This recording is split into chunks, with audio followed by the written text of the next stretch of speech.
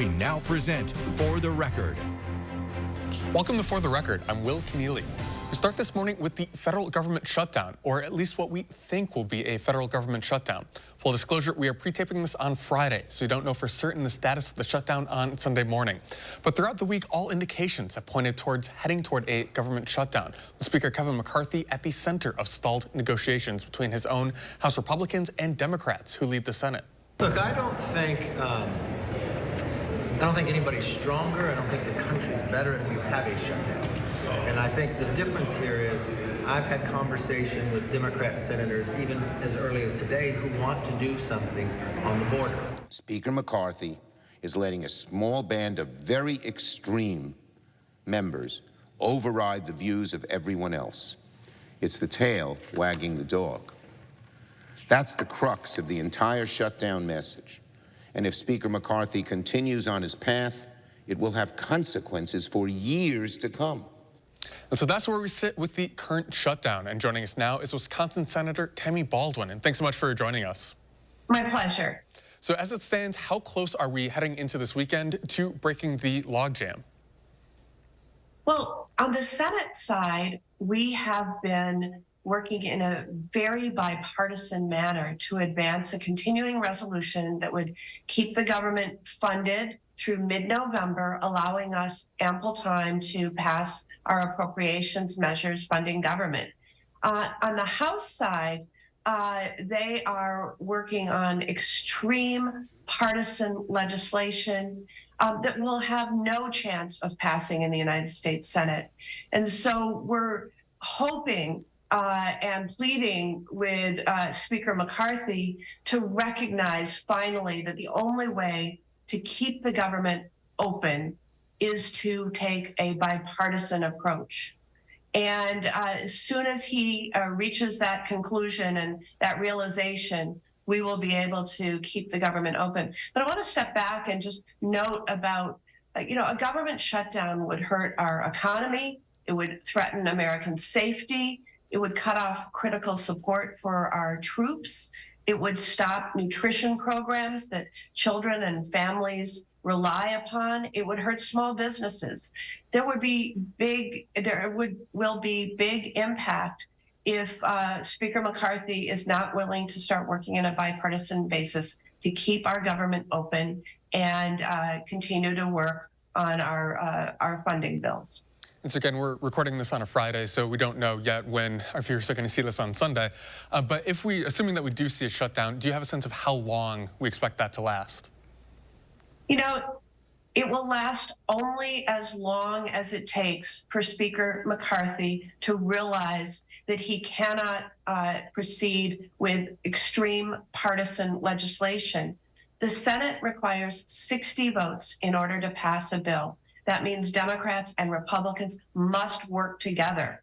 If he sends over partisan legislation that deeply sabotages huge swaths of government by cutting as deeply as 30%, it's not going to see the light of day in the Senate. If Speaker McCarthy takes a moment to see how we have responsibly followed all of the guidelines set down by the deal that was reached this spring to avoid a debt default. If he realizes that we've stuck to that deal where he's walked away from it, he'll be able to pass with broad bipartisan support a measure to keep the government open, and we can proceed with our appropriation bills. Senator Baldwin, thanks so much for joining us. Really appreciate it. It's my pleasure. Thank you for having me. We reached out to a Republican member of Wisconsin's congressional delegation, but he was not immediately available. Earlier this week, though, we sat down with former House Speaker Paul Ryan, who was a key figure during the 2013 government shutdown.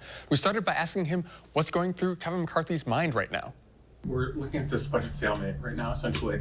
If you were a betting man, as we're looking at this deadline coming up soon, do you have a sense of whether we will eventually reach some kind of deal before? Yeah, I have a bit of a sense of foreboding on this. I mean, first of all, a government shutdown does nobody any good. It's not a good thing to do. You've got a handful of members who are sort of nihilists from the Freedom Caucus who are sort of pining toward a government shutdown. And I just don't see if there's going to be a way around it.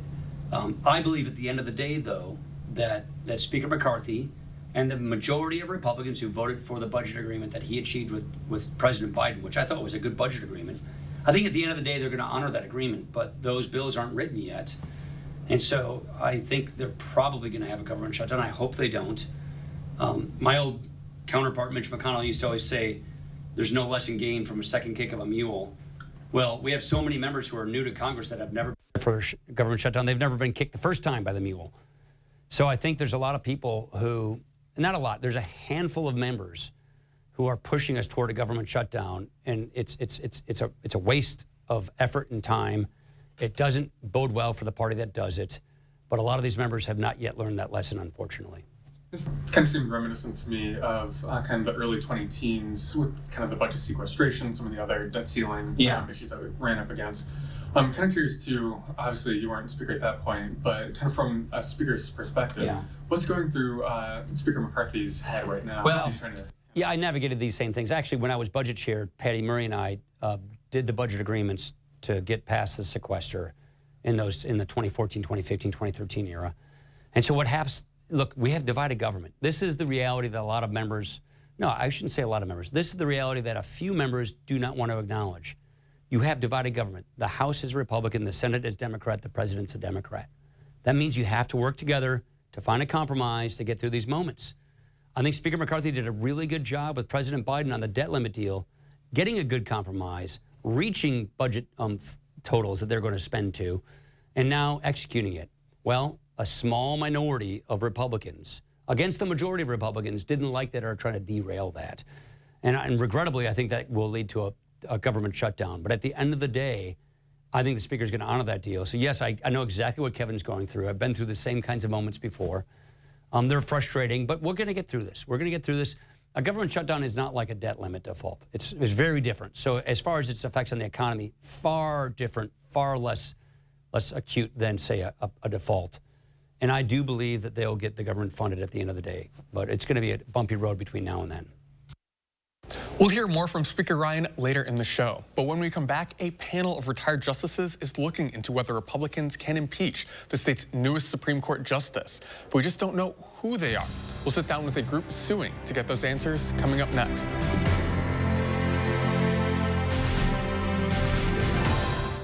Donate kids' winter coats at Clinky Cleaners during Coats for Kids. This is Kathy. She's about to see her dentist. She's afraid. Not because of the drill, but because of the bill. A big bill. But Kathy doesn't need to be afraid, and neither do you. Thanks to affordable dental insurance from Physicians Mutual Insurance Company. It's easy to get this coverage. Don't believe me? Call or go online for all the details. You could even have this free information kit. This isn't a discount plan or preventive-only coverage. This is real dental insurance. It helps pay for over 400 procedures. That's a lot. I'm talking cleanings, fillings, crowns, bridges, root canals, even dentures. Bottom line, you'll have help paying for routine care and expensive major work. But if you want deductibles, forget it. There aren't any. No annual maximum either. Plus, you can see any dentist you want. Stop fearing the big bill. Start saving at the dentist. Call now or go to sendinfokit.com. Physicians Mutual, Physicians Mutual.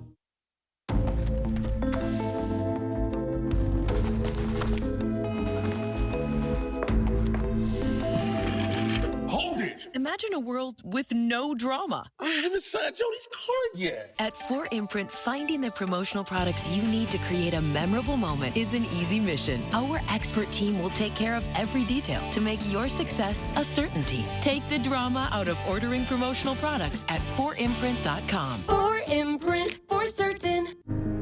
Have heart failure with unresolved symptoms? It may be time to see the bigger picture. Heart failure and seemingly unrelated symptoms like carpal tunnel syndrome, shortness of breath, and irregular heartbeat could mean something more serious called ATTR-CM, a rare, underdiagnosed disease that worsens over time. Sound like you? Call your cardiologist and ask about ATTR-CM.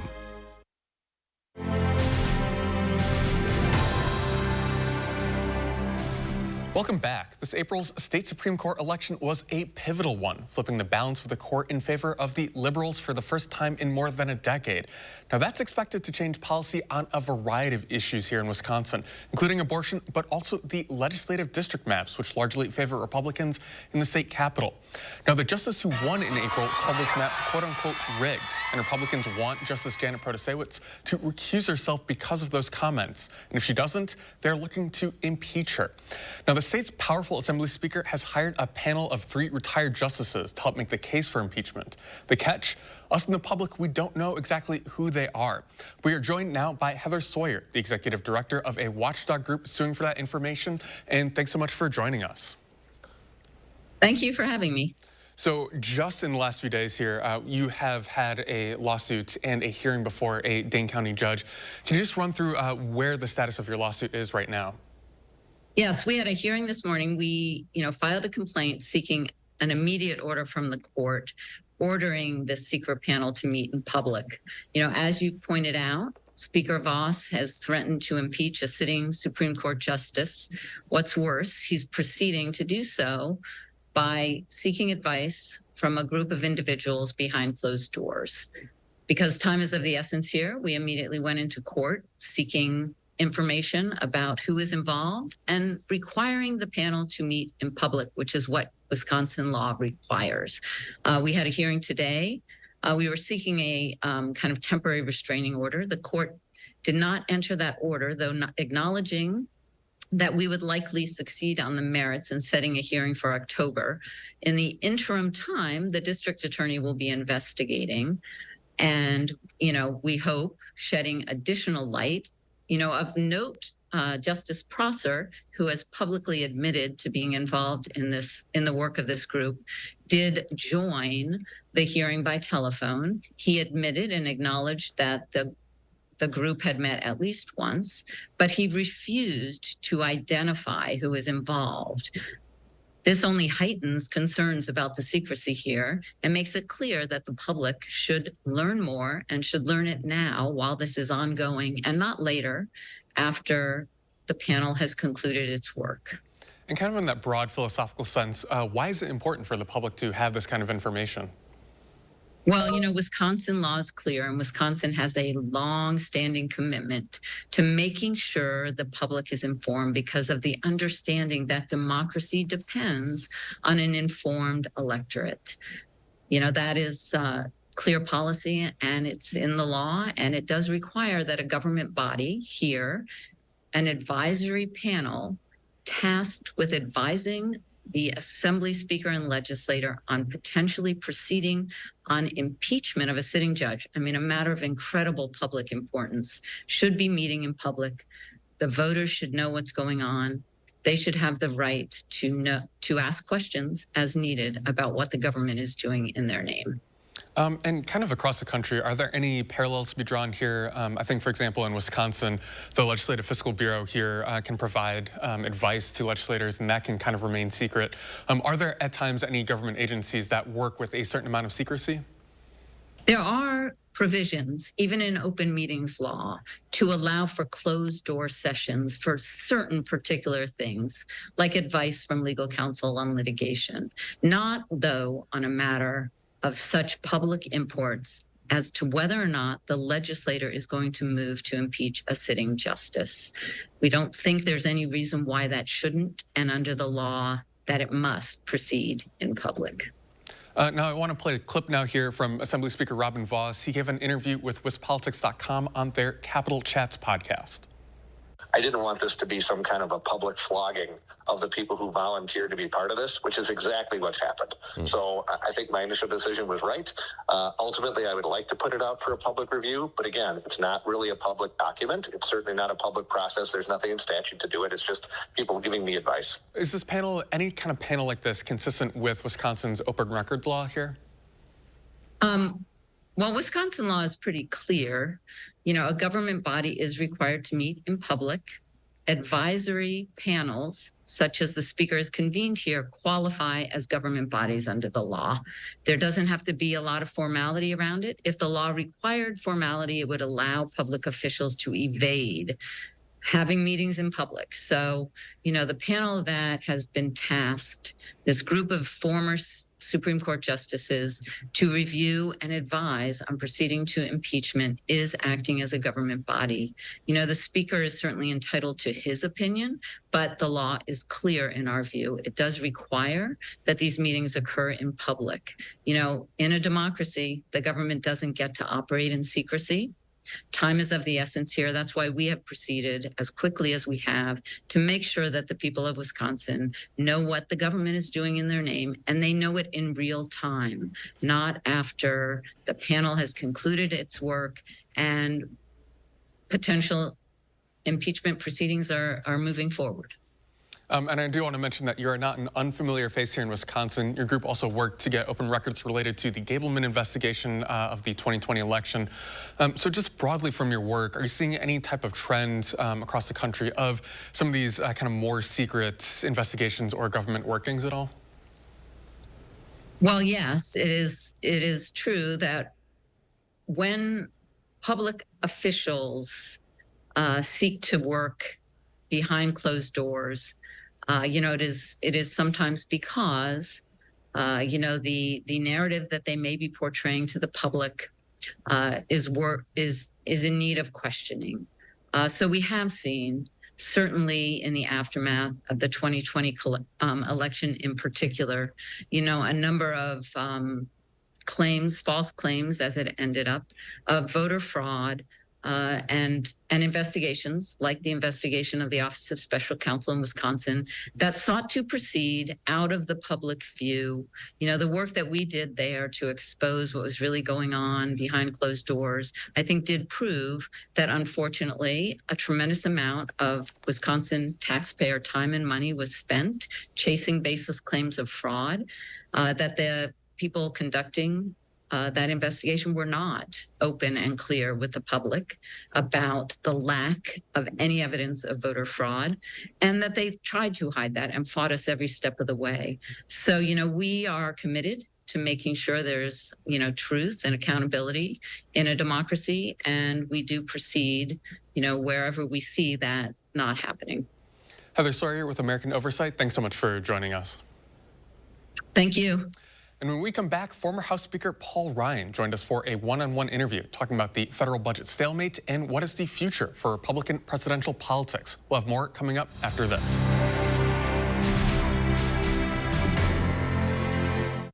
When our clean, shiny truck pulls up in front of your house, yes, everyone starts clapping because everyone is happy. And that's why they all start dancing. Woo! Call 1-800-GOT-JUNK. Hey there. We don't know each other yet, but soon I'm gonna be your new favorite jacket. Because when we're together, your wild side comes out to play. Oh, look at us. Oh, my turn. I'm not just a bag. I'm your +1, no matter the occasion. Okay, boots are talking now. I'm how you tell everyone you got this without saying a thing.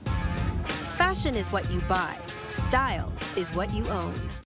We've got questions about Medicare plans. Well, we've got a lot of answers. How can I help? Well, for starters, do you have a Medicare plan I can actually afford? How about a plan with a $0 monthly premium? Well, that's a great start. What other benefits can we get? Things like dental, vision, and hearing. But let me help you pick the plan that's right for you. Ooh.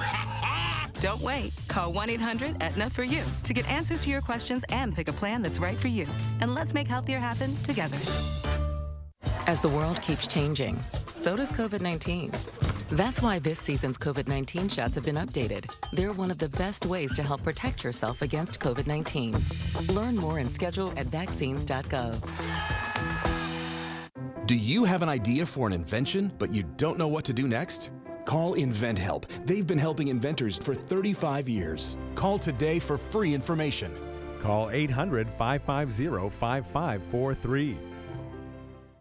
When our clean, shiny truck pulls up in front of your house, yes, everyone starts clapping because everyone is happy. And that's why they all start dancing. Woo! Call 1-800-GOT-JUNK.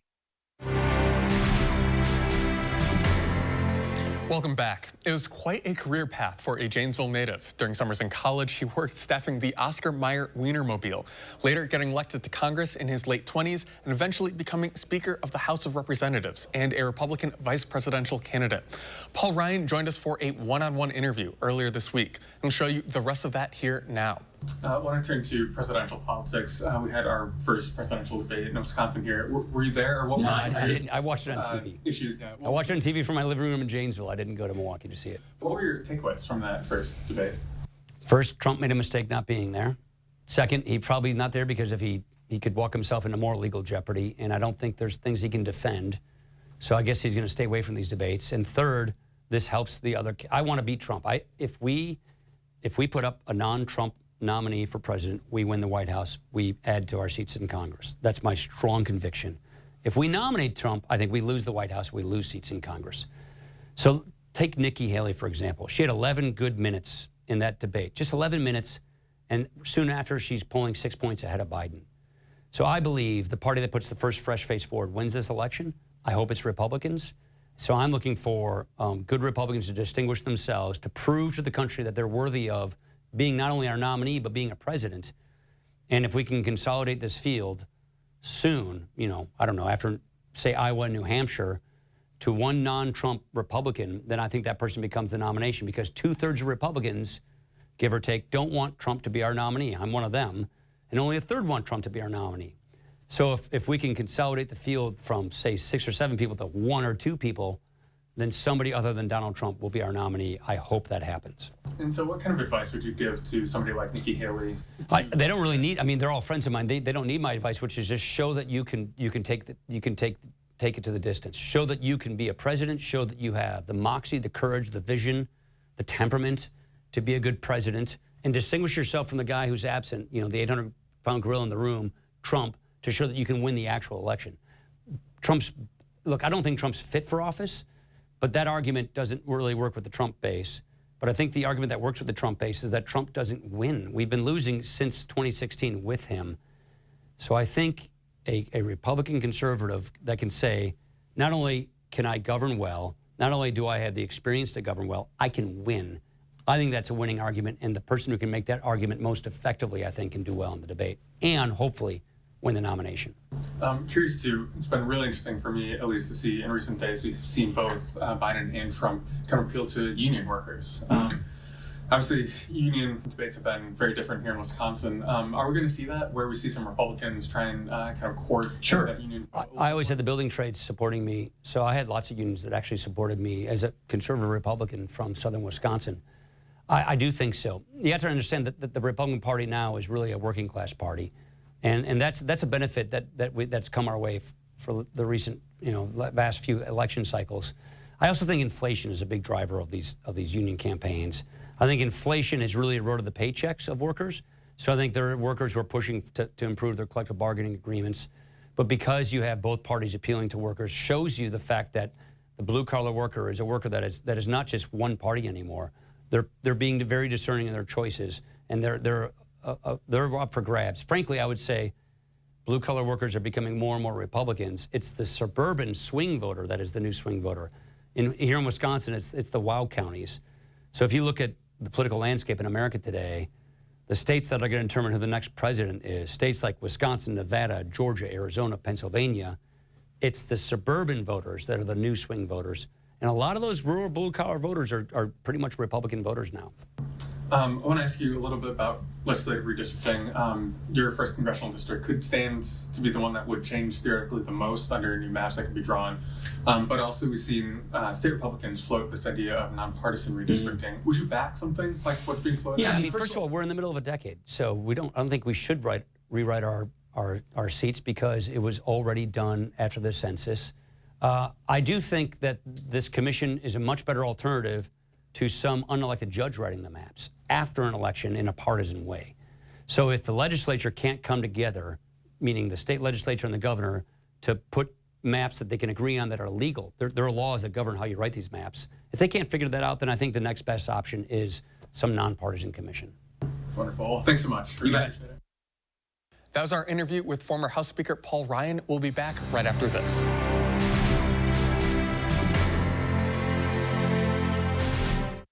Some days I cover up because of my moderate to severe plaque psoriasis. Now I feel free to bare my skin thanks to Skyrizi.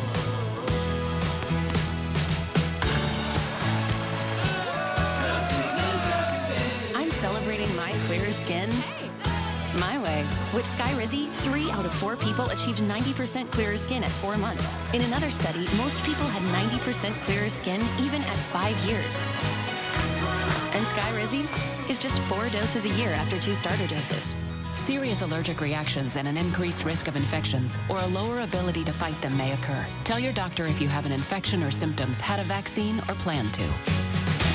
Thanks to clearer skin with Skyrizi, this is my moment. There's nothing on my skin, and that means everything.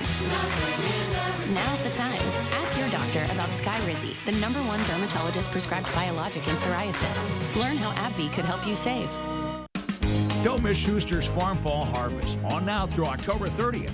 Over 60 activities for all ages. Get lost in the corn maze. Enjoy barnyard animals and hay rides. Over 14 acres of pumpkins. Tasty eats and treats with apple cider donuts, homemade pumpkin cake, caramel apples, craft beer and wine.